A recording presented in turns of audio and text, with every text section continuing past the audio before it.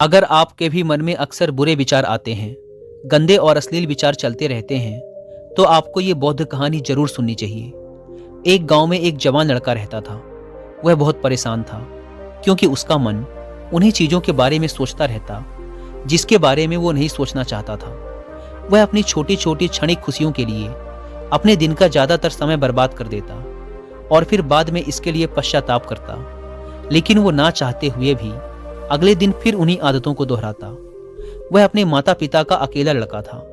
माता पिता धीरे धीरे बूढ़े हो रहे थे और वो जवान, लेकिन वो कुछ भी ऐसा नहीं कर पा रहा था जिससे उसके माता पिता को उस पर गर्व हो।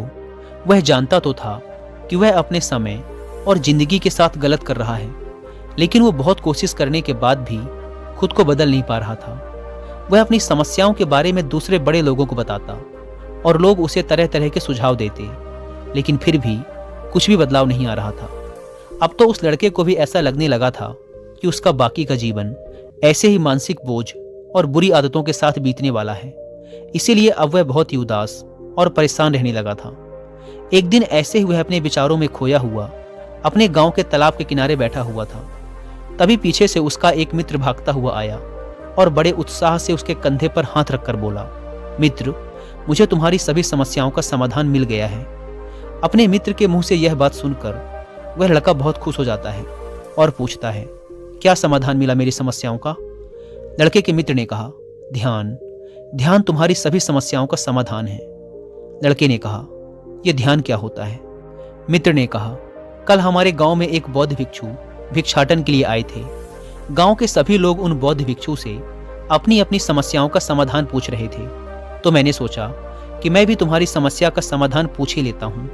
तो मैंने उन बौद्ध भिक्षु से अपने मन को काबू में करने का तरीका पूछा। मेरा प्रश्न सुनकर उन बौद्ध भिक्षु ने ज्यादा तो कुछ नहीं कहा, बस इतना ही कहा कि ध्यान, ध्यान जीवन की सभी समस्याओं का समाधान है। मैंने सोचा कि तुम्हें ध्यान के बारे में पता होगा, इसीलिए मैंने उन बौद्ध भिक्षु से ध्यान के विषय में ज्यादा कुछ नहीं पूछा। अपने मित्र की बात सुनकर उस लड़के ने कहा, मुझे उन बौद्ध भिक्षु से मिलना है। वह लड़का और उसका मित्र बौद्ध भिक्षु को ढूंढने निकल पड़ते हैं। बहुत पूछताछ और खोज मशक्कत के बाद उन्हें वो बौद्ध भिक्षु बगल के एक गांव में एक पेड़ के नीचे ध्यान करते हुए मिलते हैं। वे दोनों उस बौद्ध भिक्षु के पास जाकर बैठ जाते हैं और उनकी आंखें खुलने का इंतजार करते हैं। थोड़ी देर बाद जब बौद्ध भिक्षु अपनी आंखें खोलते हैं तो वो उन्हें प्रणाम करते हैं और कहते हैं, आपने ये तो बता दिया कि ध्यान जीवन की सभी समस्याओं का समाधान है, लेकिन आपने ये नहीं बताया कि ध्यान है क्या।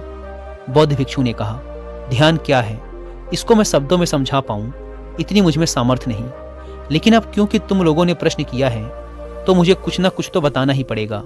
तो सुनो, ध्यान का मतलब है ना कोई प्रश्न, ना कोई उत्तर, ना कोई विचार और ना ही कोई भावना।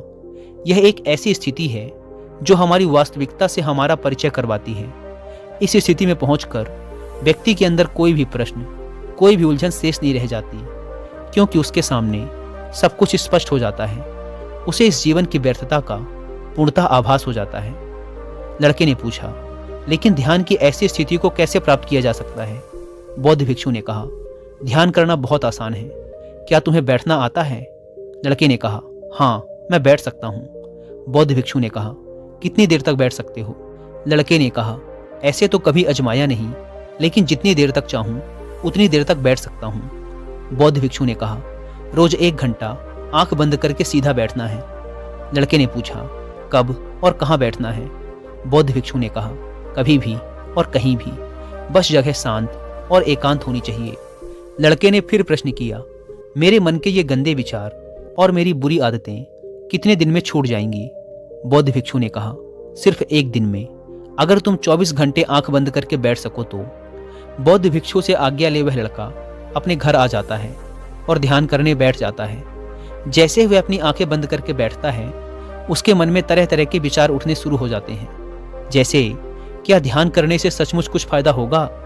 मैं अपनी बुरी आदतों को छोड़ भी पाऊंगा या नहीं? आखिर सभी लोग मेरी इज्जत कब करेंगे? मैं तो उससे प्रेम करता हूँ, लेकिन वो मुझसे प्रेम क्यों नहीं करती? मैं ऐसा क्या करूँ कि मैं बहुत सा धन कमाऊँ और अपने गांव का सबसे अमीर व्यक्ति बन जाऊँ? इसी तरह के और भी विचार उसके मन में लगातार उठने लगे। फिर उसे ध्यान आया कि भिक्षु ने कहा था, ध्यान की अवस्था में कोई विचार, कोई भावनाएं नहीं होती।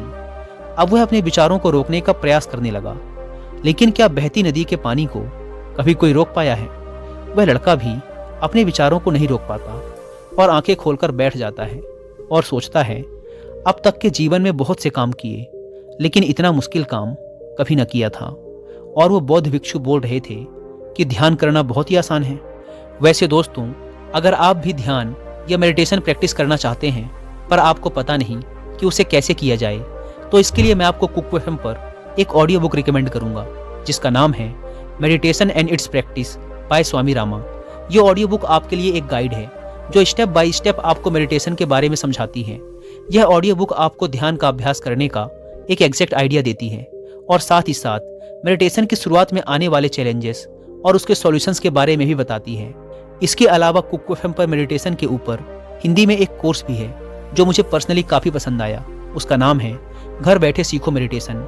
आप चाहें तो इसे भी सुन सकते हैं।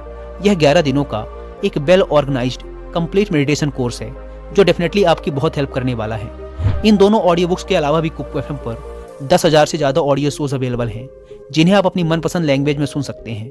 इन ऑडियो बुक्स और कोर्सेज को सुनते समय कुक एफएम के ऐड नोट्स फीचर का यूज करके आप इनकी इंपॉर्टेंट बातों के नोट्स जरूर बनाएं ताकि आपको ये ऑडियो शोज बार बार न सुनने पड़े। और अगर आप रात में सोते समय इन ऑडियो शोज को सुनते हैं तो इस ऐप के स्लीप टाइमर फीचर का यूज जरूर करें ताकि यदि आप सुनते सुनते सो जाएं तो ये ऑडियो शोज खुद ही बंद हो जाएं। इस प्लेटफॉर्म का मंथली सब्सक्रिप्शन पड़ता है 99 रुपीज़ का, लेकिन अगर आप यूज करते हैं कूपन कोड WI50 तो आपको इसके फर्स्ट मंथ के सब्सक्रिप्शन पर मिलेगा 50% का डिस्काउंट, यानी ये आपको पड़ेगा 99 की बजाय सिर्फ 49 रुपीज़ का। ऐप को डाउनलोड करने की link description and first comment पर मिल जाएगी। आइए कहानी पर वापस लौटते हैं। वह लड़का उन बौद्ध भिक्षु से मिलने दोबारा अपने घर से निकल पड़ता है और उनके पास पहुंचकर कहता है, आपने तो कहा था कि ध्यान करना बहुत ही आसान है, लेकिन ये तो मुझे दुनिया का सबसे मुश्किल काम लग रहा है। मेरे बहुत प्रयास करने के बाद भी मेरे मन में विचार उठने बंद ही नहीं हो रहे हैं। बौद्ध भिक्षु ने कहा, लेकिन तुमसे विचारों को रोकने के लिए किसने कहा है? लड़के ने कहा, तो फिर विचार रहित स्थिति कैसे प्राप्त होगी? आपने तो कहा था कि ध्यान में कोई विचार, कोई प्रश्न नहीं होते। बौद्ध भिक्षु ने कहा, हमारे दिमाग में हर समय बहुत से विचार जन्म लेते हैं और मरते हैं, लेकिन हमारा मन उनमें से किसी एक विचार को पकड़ लेता है और फिर उससे जुड़े विचारों के बारे में सोचता चला जाता है।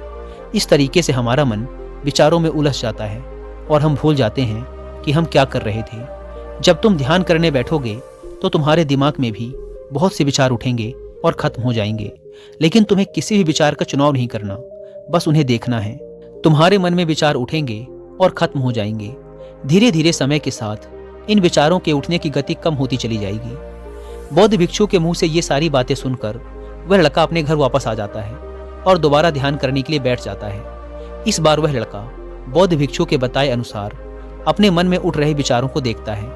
वह कुछ देर तक तो विचारों को साक्षी भाव से देख पाता है, लेकिन फिर उसके मन में ऐसे विचार उठते हैं जिनके बारे में सोचने से वह खुद को रोक नहीं पाता और वह गहरे विचारों में खो जाता है।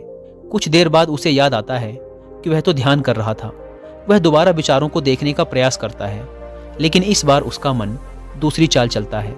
अब उसके मन में अश्लील विचार उठने लगते हैं। वह लड़का सोचता है कि ध्यान जैसी पवित्र स्थिति में ये अश्लील विचार क्यों उठ रहे हैं। वह अपने मन में उठ रहे अश्लील और गंदे विचारों को रोकने का बहुत प्रयास करता है, लेकिन वो उन्हें रोक नहीं पाता। उसके मन में लगातार बस ऐसे ही विचार उठ रहे थे। बहुत देर तक प्रयास करने के बाद जब वह लड़का परेशान हो जाता है तो वह ध्यान से उठकर सीधा उन बौद्ध भिक्षु के पास पहुंचता है और कहता है, मैं जब भी अपनी आंखें बंद करके ध्यान करने के लिए बैठता हूं तो मेरे मन में सिर्फ अश्लील और गंदे विचार ही आते हैं। बौद्ध भिक्षु ने कहा, कोई भी विचार अच्छा या बुरा नहीं होता, इसीलिए किसी भी विचार को बुरा समझकर उसे जबरदस्ती दबाने का प्रयास मत करो, क्योंकि हमारे द्वारा विचारों का विरोध ही उन्हें और भी शक्तिशाली बनाता है।